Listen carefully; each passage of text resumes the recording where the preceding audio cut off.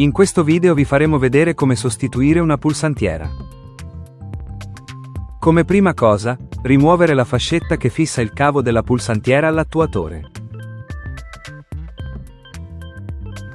Successivamente, rimuovere una seconda fascetta vicina ai connettori dell'attuatore.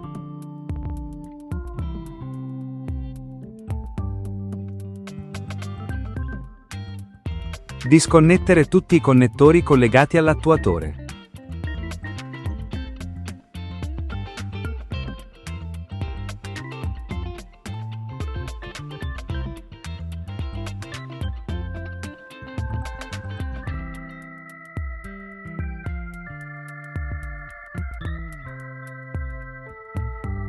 Tagliare la terza e ultima fascetta, che collega il cavo della pulsantiera alla meccanica.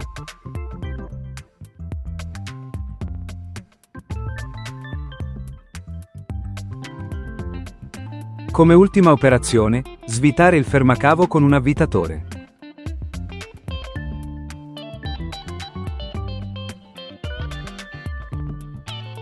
Le operazioni sono terminate. Ora potete provvedere a sostituire la pulsantiera.